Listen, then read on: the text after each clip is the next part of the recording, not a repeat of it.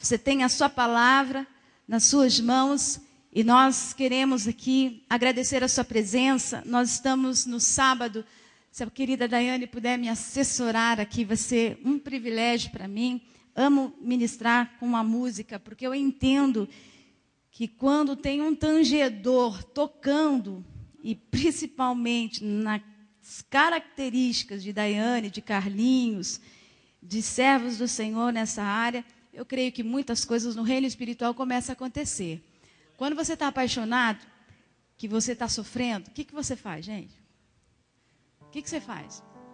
Põe uma música, né, romântica. E chora. E só.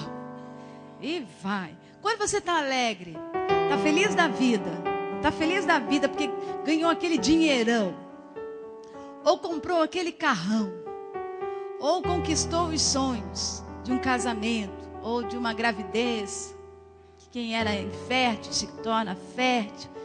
E aí quando você recebe a sua bênção, o que você faz, gente? Depois de você agradecer, pular, abraçar, tal, você põe no seu carro um som, né? Aí você vai pôr o quê? Uma música triste, gente? Não, né? Você vai colocar uma música alegre, né? Então, aquele que está feliz sempre terá nos seus lábios um cântico de louvor. Por isso eu creio que, enquanto essa querida estiver ajudando-me nesse momento, eu creio que a canção, a adoração dela de todas as formas, como a nossa palavra que vai ser ministrada aqui, vai causar o efeito aí no teu coração. Nós estudamos a semana inteira esse texto que nos foi confiado pelo nosso pastor sênior.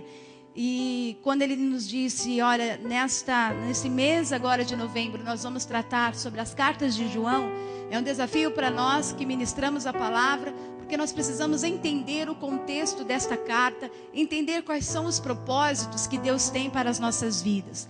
E o Senhor tem bênção para nós. Coloque a mão no seu coração, no reino espiritual. Nós profetizamos que o Espírito Santo fará algo novo no meu viver e no seu viver. Que essa palavra venha trazer cura, que essa palavra venha trazer mudança, que essa palavra venha trazer a transformação dos seus sentimentos. E que nós não percamos nada, que nós não percamos a bênção do Senhor sobre nós, porque estamos aqui para entender os desígnios do Senhor. E o Senhor tem bênção para nós. Diga amém, amém e amém. Vamos lá então para a primeira carta, né, de João, no capítulo 2. Primeiro, antes que comecemos a ministrar, eu preciso passar para você algumas informações para a gente relembrar de algumas coisas. Quem era João? João, ele era filho de Zebedeu e Salomé. Ele era irmão de Tiago, ok? O seu pai era um empresário da pesca, ok? E sua mãe era a irmã de Maria, a mãe de Jesus. Então, eles eram parentes, ok? Então, João, ele era galileu e ele morava ali nas províncias de Betsaida. João era um pescador, ok? E era também discípulo de João Batista. Após a morte de João Batista, ali ele se tornou discípulo de Jesus. Ele abriu mão da pesca, abriu mão da empresa do pai e foi ser discípulo de Jesus. E tudo começa com Jesus, tudo começa com este caminhar com o Senhor.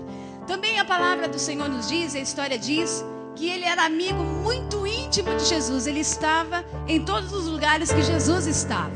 Quando Jesus ressuscitou a filha de Jairo, ele estava presente. Ele estava presente na transfiguração. Ele estava no Getsêmani, no momento de maior dor de Jesus. Não João Batista, mas o João, o apóstolo, ele era considerado o filho amado. Ele era considerado o discípulo do amor. Ele era uma pessoa, devia ser maravilhoso andar com ele. Pensa, uma pessoa amorosa, né? Gentil. Esse era o perfil deste homem de Deus. Também a Bíblia fala que foi o único que encostou a sua cabeça no peito de Jesus na Santa Ceia.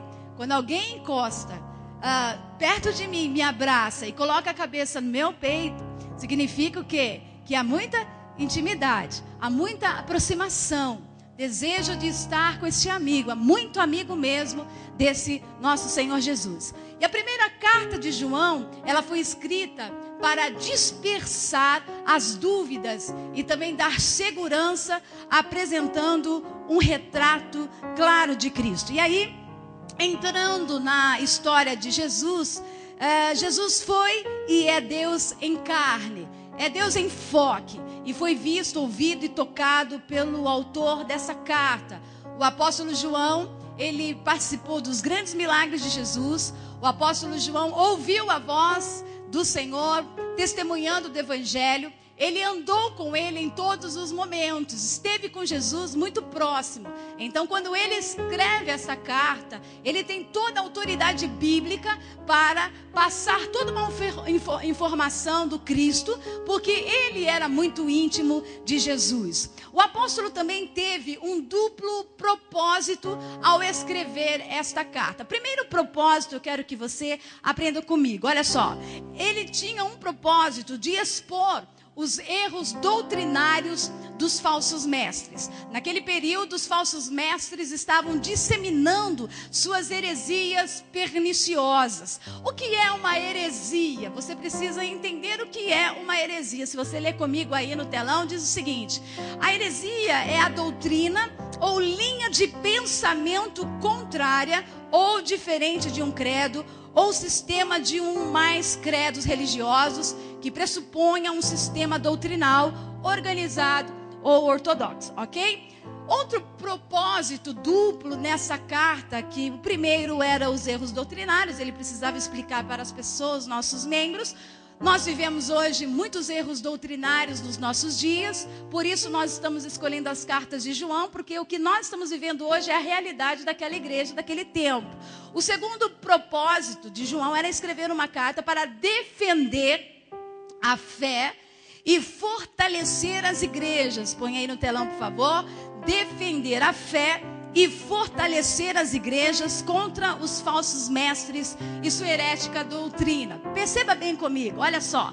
Esses falsos mestres que a palavra do Senhor diz eram membros da igreja. Gente da igreja, ok? Não eram pessoas de fora, pessoas dentro da igreja, hereges, com seus sentimentos contrários ao que a palavra do Senhor diz. Veja comigo lá no 1 João, capítulo 2, versículo 19. Deixe sua Bíblia aberta, você tem aí, é confortável ler no telão, mas eu quero que você abra sua Bíblia, por favor, para que você saiba que o que nós estamos pregando aqui é a palavra de Deus. Não são pensamentos nossos, mas aquilo que Deus tem para nós. Você está aqui comigo? Diga amém. Olha só, a palavra do Senhor diz em 1 João capítulo 2, 19, parte A, diz o seguinte: eles saíram de nosso meio, entretanto não eram dos nossos. Quem são esses? Pastor Leonel nos ensinou, tem vários, mas um dos principais são os gnósticos, ok? Era uma espécie de filosofia religiosa que tentava fazer um concubinato entre a fé cristã e a filosofia grega. Tinha dois pensamentos totalmente equivocados no meio. Os gnósticos, influenciados pelo dualismo grego, acreditavam que a matéria era essencialmente má e o espírito era essencialmente bom. Eles diziam que o corpo, sendo matéria, não podia ser bom. Ou seja, eles negavam a encarnação de Cristo. Eles não aceitavam Jesus como nosso Deus, ok? Olha só alguns pontos que eu aprendi estudando sobre este assunto. Os hereges cometiam 3 erros básicos. Se você quiser anotar, isso não está no teu esboço, isso é muito importante. Se você quiser, fique à vontade, ok? Primeiro erro básico que esses gnósticos erraram, doutrinário, ok? Moral e social. São 3 erros básicos que estes homens, essas pessoas defendiam. Problemas moral, doutrinário e social. Vamos falar sobre o doutrinário. Olha só, eles negavam a realidade da pessoa teantrópica de Cristo. Ou seja, em sua natureza divina e humana. Explicando o que é teantrópica, para que você entenda, pastor, isso é um estudo teológico? Não, na verdade você precisa entender o contexto desta carta, senão vai ficar sem entendimento. Olha só, teantrópica significa, refere-se a Jesus Cristo, a única pessoa teantrópica. O T vem de Theos, que significa Deus em grego. Antrópico significa homem, que vem do grego antropos, ok? Jesus que substituía, que subsistia, aliás, imutável na forma exata ou na realidade de Deus, assumiu aquilo que é humano. E ele foi mais que um mero homem. Sua pessoa pré-existente agora é teantrópica, ou seja, Deus homem. 100% Deus, 100% homem, tá? Então isso eles não acreditavam. A doutrina deles não acreditavam nisso. Moral era o seguinte, o problema moral deles básico era que negavam a necessidade de uma vida santa como prova do conhecimento de Deus. Santo para quê? Para que ser santo? Imagina, precisa ser santo para que você conheça a Deus. Outro problema eles tinham de erro social. Eles negavam a prática do amor como evidência da conversão. Para nós acreditamos que o amor tem o poder de transformar a vida. Foi por causa do amor que nós fomos alcançados. Quantos foram alcançados pelo amor de Jesus, levanta suas mãos.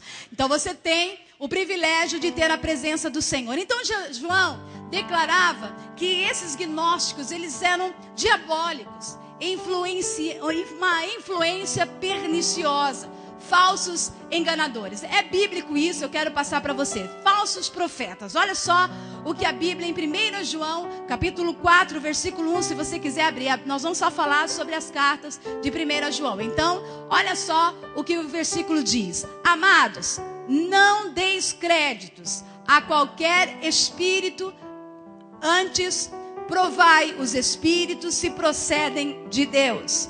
Porque já muitos, o que está escrito aí? Falsos profetas se têm levantado no mundo, ok? Outro versículo que está em 2 João capítulo 7, versículo 7. Lá diz o seguinte, eles também são enganadores, ok? Além de falsos profetas, eram enganadores. Porque muitos enganadores têm saído pelo mundo afora, os quais não confessam Jesus Cristo vindo em carne. Assim, é o enganador e o anticristo. O anticristo é aquele que é contrário às leis de Cristo. Talvez muitas vezes nós somos, não nós, sangue de Jesus tem poder. Mas existem pessoas dentro do ambiente da casa do Senhor que são anticristo. São pessoas que são contrárias às ordens e à palavra do Senhor. E aí nós vamos aprender sobre isso. Anticristo também, eles diziam, olha só, 1 João capítulo 2, versículo 18 diz, filhinhos, já é a última hora, e como ouvistes que vem o anticristo, também agora muitos anticristos têm surgido, pelo que conhecemos que é a última hora. Quem já viu o Henri Cristo?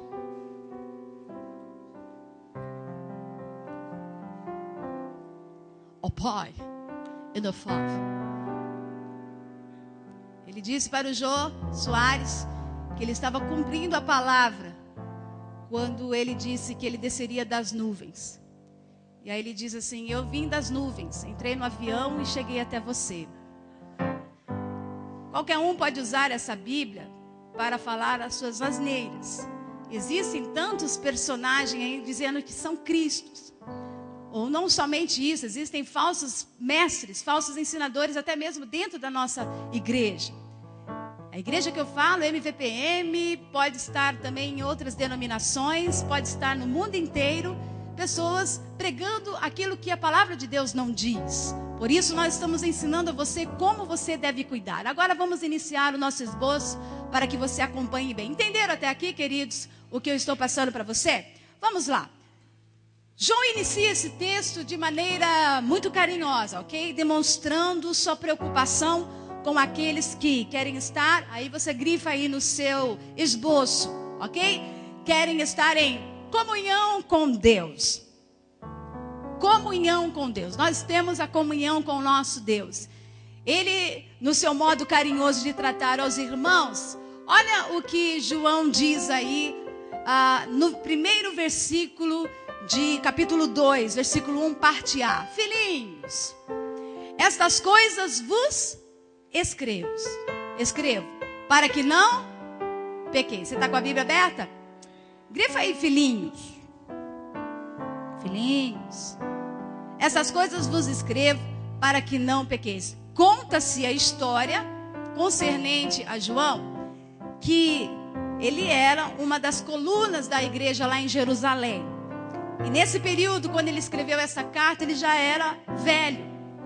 A palavra do Senhor, a história conta que ele era tão velhinho já, velho, cansado, que para ele ir às celebrações, os discípulos, conta-se a história, que os discípulos levavam ele praticamente carregado. E por ele já estar cansado, já velho, a história conta que a mensagem que ele sempre trazia de exortação não era muito extensa. Então ele sempre dizia, filhinhos, porque ele olhava para os seus filhos crentes como seus filhos espirituais. Esse carinho de pai do pastor Leonel com vocês, né? Quando fala meus filhos, meu amado, meu querido, quando é bom chegar lá na porta e receber o abraço do pastor Leonel, né? Como um pai seu te abençoando. Era assim exatamente. Então ele estava naquele momento ensinando, filhinhos, a frase que a gente vê rebuscada dentro das cartas, você vê muito ele falando assim, sempre falando assim, ó, filhinhos, amai-vos uns aos outros. Ele sempre falava, porque por isso era considerado o apóstolo do amor. Ele sempre colocava o amor à frente de todas as coisas. Bom, aí, no segundo ponto do seu esboço, nós vamos aprendendo o segundo versículo que está aí dentro da sua Bíblia. Olha só, no 1 João capítulo 2, versículo 1b, diz que, se todavia alguém pecar, temos o quê? Um advogado junto ao Pai, Jesus Cristo, o justo. Então, você precisa preencher no seu esboço aí, que Jesus, ele é o quê? O nosso advogado. Olha só, João naquela carta, neste versículo, ele tentava manter os leitores afastados do pecado. Quando ele estava dizendo sobre este assunto, ele estava dizendo assim, queridos, se afastem do pecado. Porém ele sabia que mesmo ensinando sobre o assunto de se afastar do pecado, alguém iria pecar. Então, mediante a esta palavra, se, todavia, ele primeiro diz, olha só, no primeiro versículo, escrevo para que não pequeis. Se, ok? Há uma condição aí. Se, todavia, alguém pecar, nós temos o quê? Um advogado. A nossa querida Roberta, pastor Fábio, sabe exatamente o que é advogar uma causa. Ser o intercessor de alguém. Então, junto ao Pai, Jesus Cristo, o justo. Olha só uma das coisas que eu aprendi estudando essa ministração. Em sua graça, que é a graça de Deus, Deus fez uma provisão dupla para restaurar os cristãos pecadores. Veja lá em primeiro lugar o que Deus fez. Olha, Deus nomeou Jesus como nosso advogado para defender a causa dos pecadores. Ou seja, eu e você pecamos. Ok? Quantos são santos o suficiente? Que santo, que não peca em nada. Quantos pecadores nós temos aqui? Ok? Entenda isso. Nós pecamos, nós falhamos. O pecado, gente, exige o perdão de Deus. E a morte de Cristo o providenciou para nós. Para que eu e você sejamos livres do nosso pecado. Jesus morreu na cruz por nós. E através do seu sangue, nós somos transformados. É por causa de Jesus que eu e você temos a oportunidade de estarmos sentados aqui nessas cadeiras, levantando as nossas mãos e adorando ao Senhor. Não porque eu mereço. Vladimir contou a sua experiência e a sua história. Se fôssemos aqui dar a oportunidade para cada um contar aqui a sua história, nós vamos ouvir aqui e vai falar, não acredito, hein? Você é isso aí? Uma das coisas belas que eu vi do Casados para Sempre, ouvindo alguns testemunhos, é que um dos casais disseram assim, eu pensei que eu era um ET.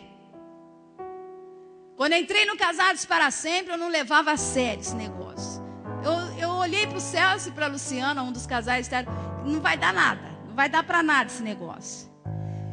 Estou no Casados para Sempre, e aí eu comecei a ouvir, isso uma das pessoas dizendo, vários testemunhos. Eu comecei a perceber que não só eu estava falhando nesta área, ou seja, nós pecamos, nós falhamos, mas o sangue de Jesus nos purifica de todo pecado. O Senhor nos transforma e o seu poder está aqui. Você crê nisso? Nesta manhã? Olha só, querido. Olha só, veja o versículo sobre esse Jesus que é o nosso intercessor. Jesus, ele intercede por mim e por você. Veja lá em 2 Coríntios, capítulo 5, versículo 21. Não tem no seu esboço, mas se você quiser colocar essas referências para que depois você estude. E ali, como o nosso pastor Leonel diz, nem tudo que falamos aqui, você tem que dizer amém. Seja como os bereanos, vão investigar, vão analisar, vão estudar, para verificar se realmente o que estamos falando aqui é coerente àquilo que a palavra do Senhor diz. Se alguém subir aqui, como diz nosso pastor semana passada, falar qualquer bobagem aqui, não ouça. Querido, tenha atenção. Estamos aqui trabalhando em prol do teu crescimento, mas podemos falhar na nossa forma de interpretar as coisas. Então, seja você inteligente. Ok? Veja lá o que diz em 2 Coríntios, capítulo 5, versículo 2. 21, aliás. Aquele que não conheceu pecado, ele o fez pecado por nós, para que nele fôssemos feito o quê? Justiça de Deus. Abra Romanos capítulo 8, versículo 34. Se você quer aprender, esse é o momento de você abrir a sua Bíblia, ter a intimidade com ela, para você entender esse intercessor, Jesus, o justo, justiça fiel. Nosso Senhor é justo, santo, poderoso. Romanos capítulo 8, versículo 34 diz: o Senhor, quem os condenará? É uma pergunta. É Cristo Jesus quem morreu, ou antes quem ressuscitou, o qual está à direita de Deus e também intercede por nós. Olha que maravilha, nós não estamos sozinhos. Veja lá em Hebreus capítulo 7, versículo 25. São referências falando sobre esse Jesus justo, justiça de Deus, esse Senhor reto, aquele que nos justifica. Olha só, Hebreus capítulo 7, 25 diz: por isso também pode salvar totalmente os que por ele se chegam a Deus, vivendo sempre para interceder por ele. Agora perceba como é bacana você trabalhar o dia inteiro, você correr o dia inteiro, sair para lá e para cá e saber que você não está sozinho. Que neste momento, enquanto eu estou falando com você, Jesus está à destra do Pai, intercedendo por mim e por você, pedindo ao Pai: Pai, são pessoas falhas, Pai, pecam sim, mas o meu sangue foi derramado pela vida da Renata, pela vida da Maria, pela vida da pastora Edna, do pastor Ailton. Querida, levante suas mãos e agradeça, porque você tem um intercessor. Quando você passar por alguma tribulação ou por um pecado, seja no pensamento, seja em suas ideias, ou falou alguma coisa que entristeceu o coração de Deus, a palavra do Senhor diz, olha só, que quando nós confessamos os nossos pecados, Ele é fiel e justo para nos purificar de todo o pecado.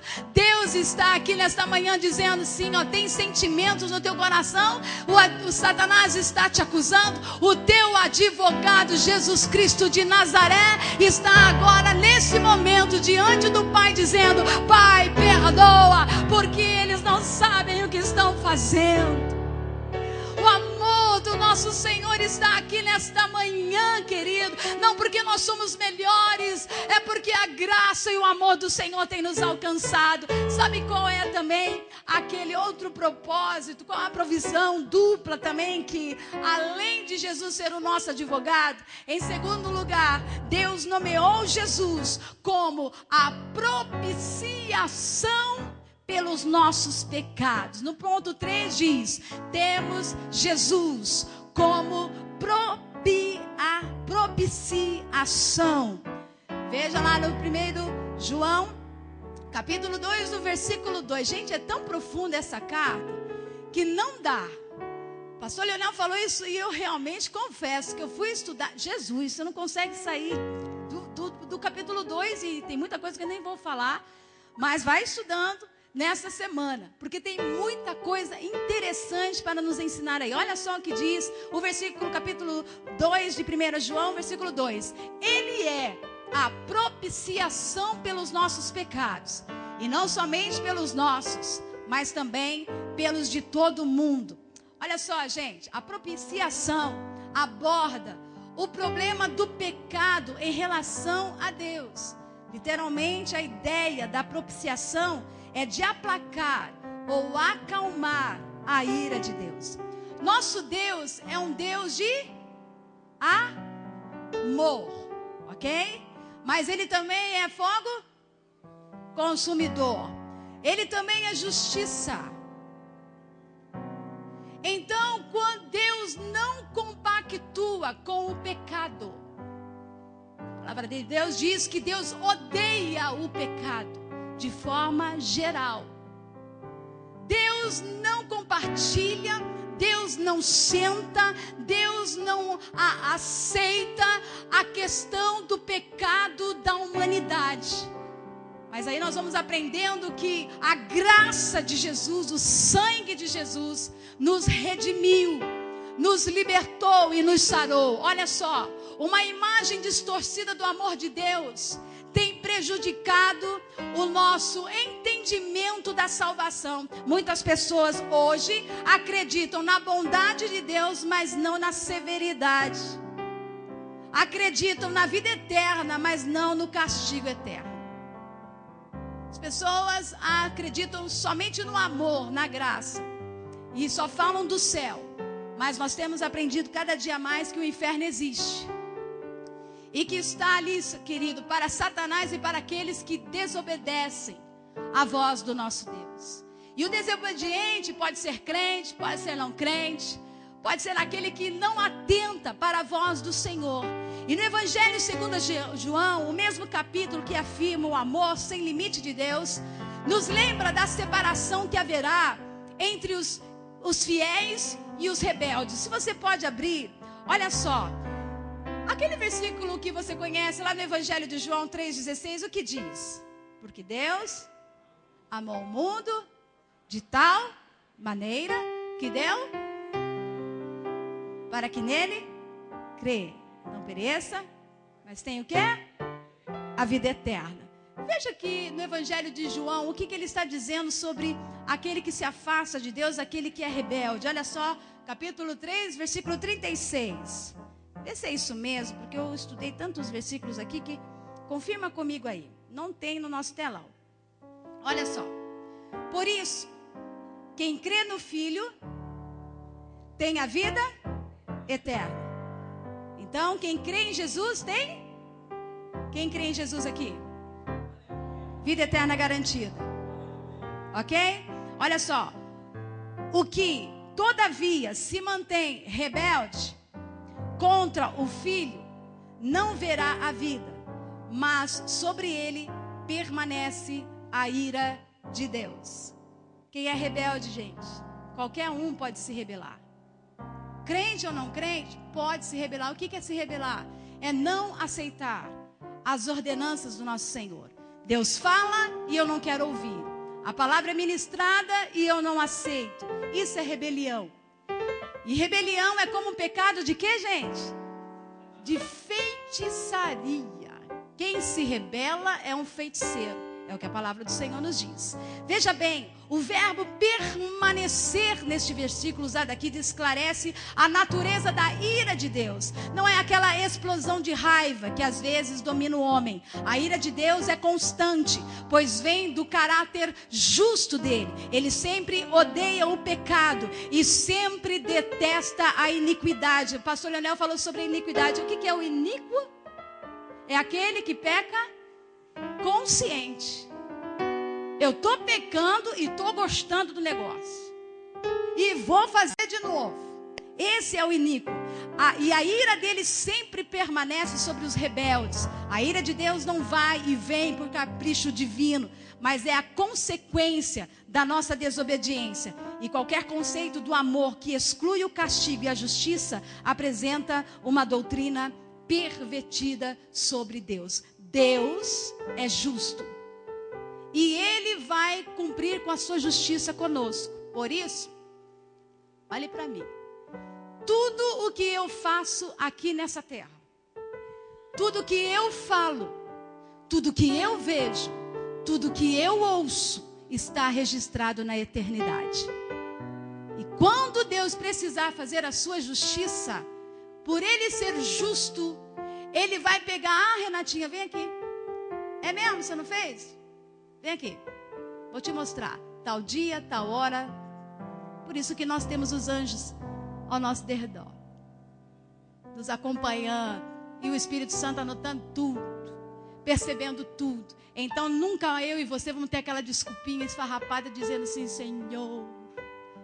Lembra do que o pastor Leonel falou? Que o povo lá na festa do céu, estava aquela festa, o povo batendo na porta. Senhor, abra-nos a porta, abra-nos a porta. E aí o Senhor fala para ele: não vos conheço. Mas Senhor, em teu nome nós pregamos. Senhor, em teu nome eu profetizei. Senhor, em teu nome eu cantei. Aí o Senhor vai dizer para ele assim, para mim, para você: o sangue de Jesus tem poder, porque nós vamos estar nas bodas do Cordeiro em nome do Senhor Jesus. Eu não vou ficar aqui, pago qualquer preço, mas não vou ficar nesse negócio. Agora o Senhor, para aqueles rebeldes, Ele vai dizer assim: para trás de mim, que eu não te conheço, não sei quem você é. Veja bem, isso é muito sério. A propiciação de Cristo aplaca a ira de Deus. Será que você pode ler comigo lá em Isaías capítulo 53, versículo 4 e 6? Não tem aí no telão, então vamos abrir a Bíblia. Isaías, capítulo 53, 4 diz: certamente Ele tomou sobre si as nossas enfermidades e as nossas dores, levou sobre si, e nós o reputávamos por aflito, ferido de Deus e oprimido. Mas Ele foi traspassado pelas nossas transgressões e moído pelas nossas iniquidades. O castigo que nos traz a paz estava sobre Ele, e pelas suas pisaduras fomos sarados. Você não vai ser sarado, você já é sarado pelo sangue do Cordeiro. Se Satanás está mentindo para você, dizendo que você não tem mais chance, o Espírito Santo está dizendo: ainda há chance, porque enquanto o Espírito de Deus estiver nessa terra, o sangue de Jesus vai nos perdoar, nos sarar, nos transformar e nos libertar. Se você crê nisso, diga amém, diga ao Senhor: que o teu sangue permaneça em minha vida, querido. Sabe por quê?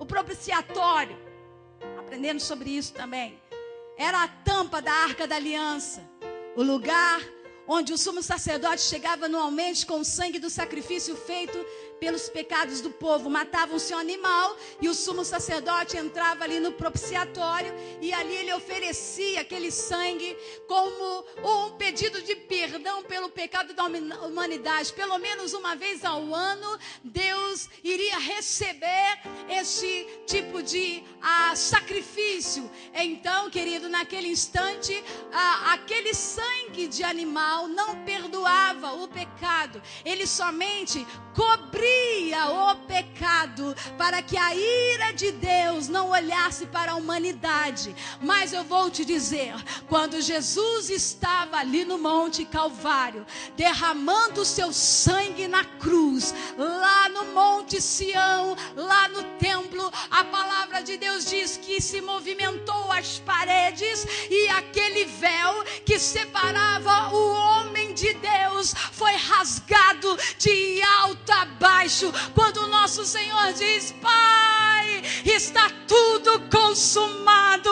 Pai, eu consegui cumprir aquilo que eu vim fazer pela Renata, pelo Carlinhos, pela Cris, pelo Omar, por toda a nação, pelo mundo afora. Você está perdendo a oportunidade de levantar as suas mãos para o céu e agradecer esse sacrifício. Você não só tem um ano de perdão, você tem uma eternidade de perdão.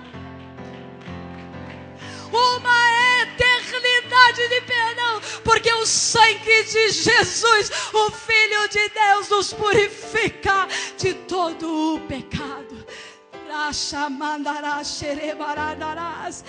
Olha só, ele não pode aceitar o pecado. Deus não pode aceitar o pecado, seja de qualquer tipo de espécie, e qualquer solução ao problema do pecado que não responde à realidade de sua ira, negaria o seu próprio caráter justo. Deus é justo, Deus é santo, Deus é puro, Deus é digno, Deus é o nosso Senhor, Deus é o nosso curador, Deus é o nosso restaurador. Ele está neste lugar, Ele é santo, santo, santo, é o Senhor dos exércitos.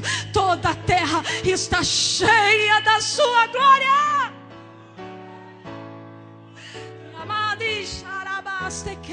Deus está aqui neste lugar. E quando Jesus apresentou o seu próprio sangue como oferta pelo pecado, Ele aplacou a ira de Deus. Ele pagou o preço. A dívida não foi simplesmente esquecida, ela foi paga pelo Filho amado de Deus. Quando Satanás te acusar, você chega nele: eu pequei, mas o sangue de Jesus me justifica, o sangue de Jesus me lava. Não significa que eu e você temos só a oportunidade: eu tenho o sangue de Jesus, então eu posso pecar à vontade,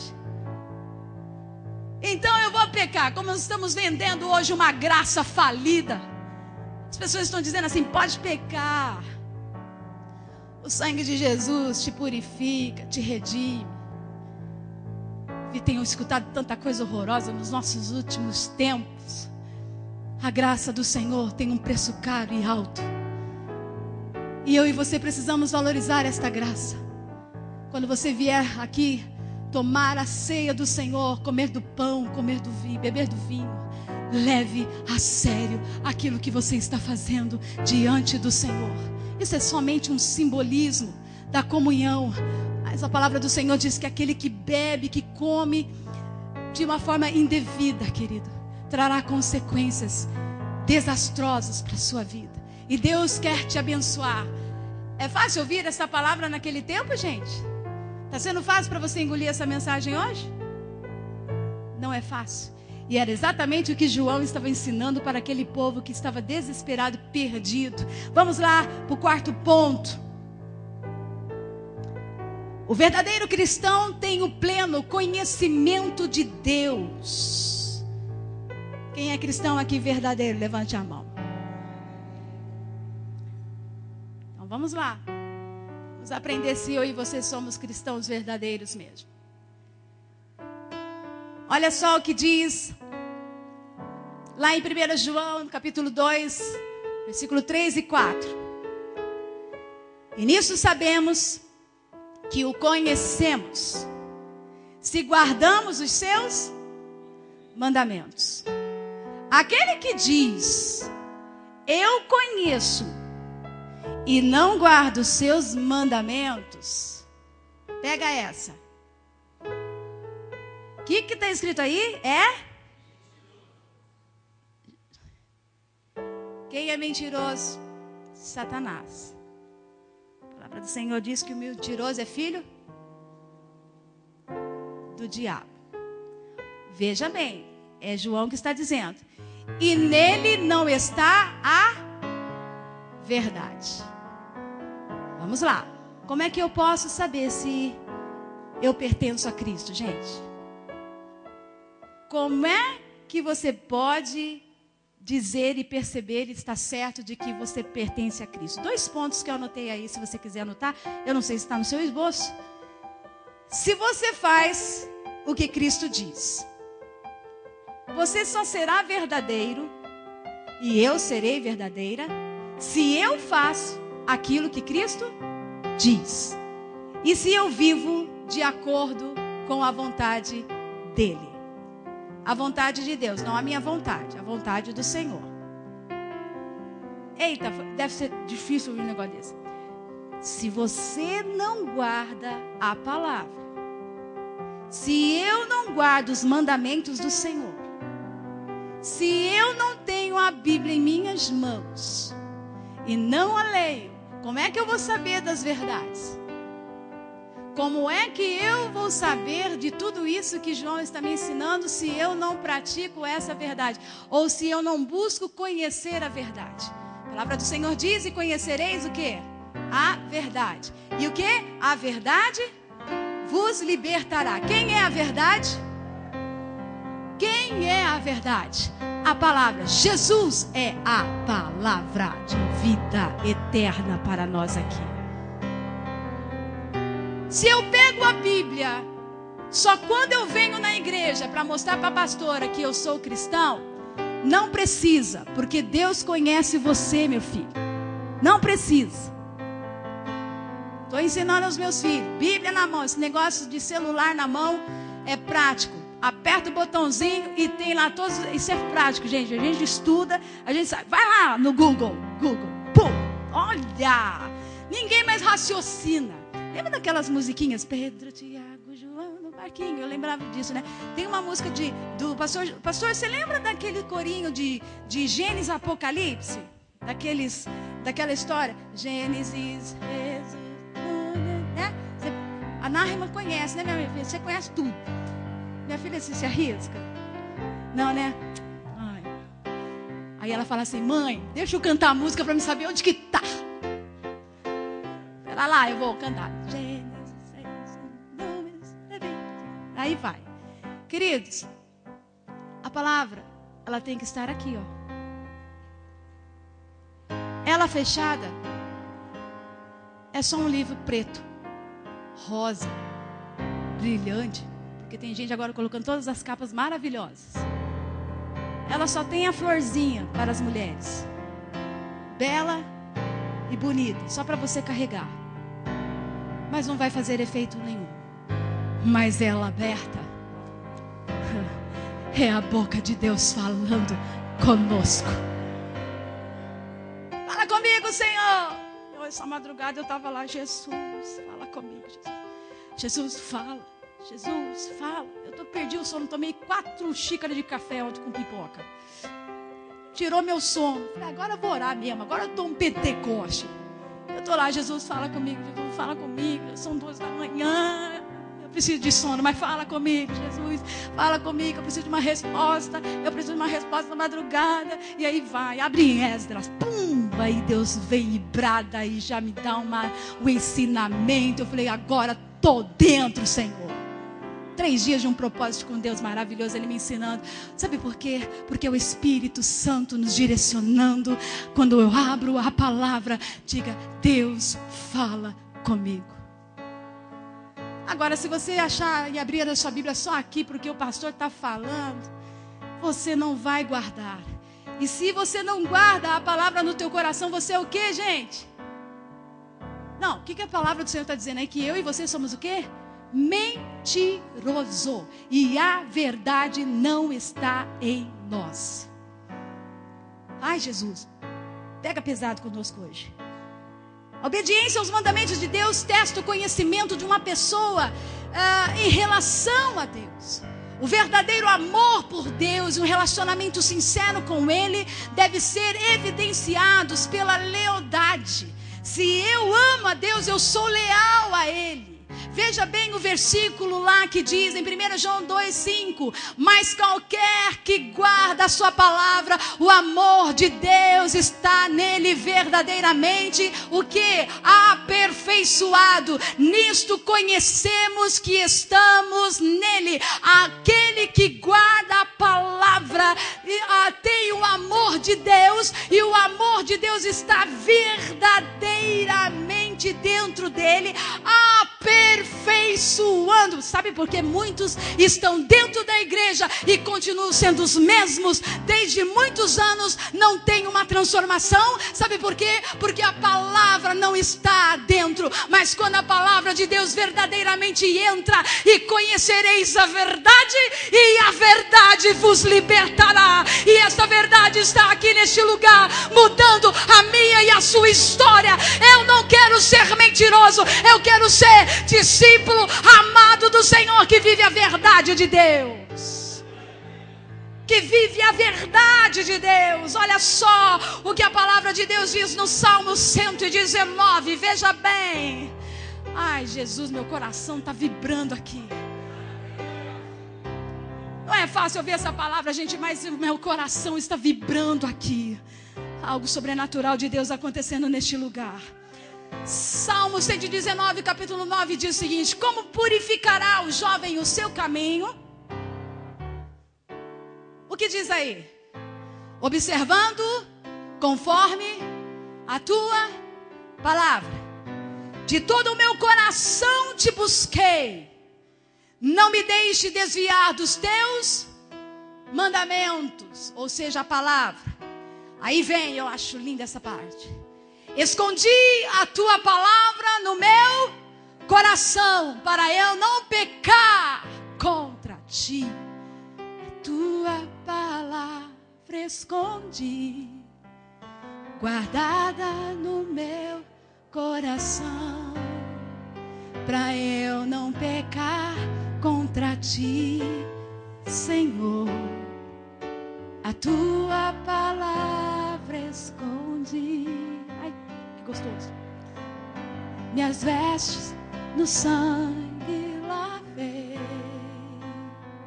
e aí? E das tuas águas bebi. Ai, Jesus. Para ser uma oferta agradável a ti, minha vida a ti consagrei. Você conhece, cante. Meus dons e talentos são para te servir. Meus dons preciosos são teus. Ai, Senhor, não vejo razão da minha vida sem ti. Tu és meu Senhor e meu Deus. Olha lá. Assim como o fogo refina o ouro, vem tua obra em mim completar, até que o mundo possa ver o quê? Tua glória em meu rosto brilhar. Lâmpada para os meus pés é a tua palavra, e luz para o meu caminho. É isso que Deus tem para nós nesta manhã, querido. Olha só, jovens, escrevos, porque venceste o maligno. É o que ele diz lá no versículo 14. Já estou encerrando essa palavra. Esse papo de você, jovem, dizer o seguinte: não consigo vencer, acabou, hein? Já venceste o maligno. Você não vai vencer não, meu filho. Você já venceu o maligno. Ver aqueles pratos gostosos da Babilônia para você, você vai dizer não, como diz Sadraque, Mesaque e Abednego: eu entro na fornalha, mas eu não pego esse negócio. Eu não vou. Que te chame do que quiser, mas que te saibam que você é um jovem cheio do Espírito Santo. Se você guardar a palavra do Senhor no teu coração, você vai ser forte. Quinto, para a gente encerrar: andar como Jesus Cristo andou. Versículo 6, de capítulo 2, diz: aquele que diz que está nele, também deve andar como ele andou. Aí eu pergunto para você, como é que está o teu caminho? Como é que estão os teus caminhos? Qual é a linguagem que nós estamos usando por aí? Qual é a atitude que eu e você estamos tendo no trabalho? Quando eu passo dos meus limites de temperamento e não controlo esse meu temperamento pelo espírito do domínio próprio, eu envergonho o evangelho do Senhor. Se eu ando com Cristo, as minhas atitudes devem ser como a dele. Se eu sou um cristão verdadeiro, eu tenho que falar como ele fala. Tenho que pensar como ele pensa. Pergunto a você: Jesus estaria comigo e com você na frente da televisão vendo alguma cena pornográfica? E eu digo, não é preciso de pornografia daquela escrachada não, gente. Aquela que ninguém está nu. Ninguém está nu, mas só a intenção. Jesus estaria comigo e com você lá, gente? Sentadinho, falando, ai, vamos sentar para ver malhação. Ai, meu Deus do céu, vamos sentar agora porque eu quero assistir sexo e, como que é? Amor e sexo. Ai, quero ver aqueles homossexuais dançando. Eu quero ver aquele... E eu vou falar para você, eu tive que assistir e vi, e não vou falar que não vi, uma vez esse programa, porque eu queria entender que porcaria de programa é esse. Gente, coisa horrorosa é esse programa escrachado. Quem assistiu esse programa, levanta a mão. Pode, sem vergonha nenhuma, gente. Sem vergonha, para. 3 pessoas só assistiram. Vou entrar nessa. 4. Levanta os corajosos aí, porque Deus está vendo tudo. Deus está vendo. Nunca assistiu? Não assista essa porcaria. Sexo, amor e sexo. Amor, sexo, sexo, amor. Na Globo, que passa por volta... bem tarde, que não dá para criança ver, duvido. Existem adolescentes assistindo essa porcaria. E eu vi esse programa porque eu preciso saber do que está acontecendo para me poder falar para você. Eu fiquei horrorizado, desliguei, eu falei, Jesus, não dá. Não dá para você ver essa porcaria. E diz que é uma programação de maior audiência agora da Globo. Vamos aprender como fazer sexo. Há poucos dias, nesse dia que eu assisti, houve um casamento homossexual. Gente, o sangue de Jesus tem poder. Fechando aqui. 6, amar como Jesus amou. 1 João capítulo 2, versículo 7 diz: irmãos, não vos escrevo o mandamento novo, mas o mandamento antigo, que desde o princípio tiveste. Este mandamento é a palavra que desde o princípio ouvistes. Versículo 8. Outra vez vos escrevo um mandamento novo, que é verdadeiro, e nele em vós. Porque vão passando as trevas, e já a verdadeira luz alumia. Olha só, versículo 9. Aquele que diz que está na luz e aborrece o seu irmão, até agora está em trevas. Eita, pega essa agora também. Veja, versículo 7. Outro teste de comunhão é o amor pelos irmãos.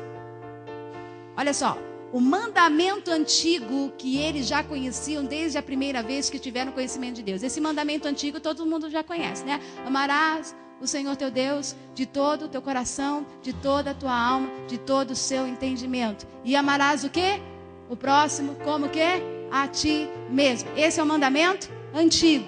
Agora nós estamos tendo um mandamento novo.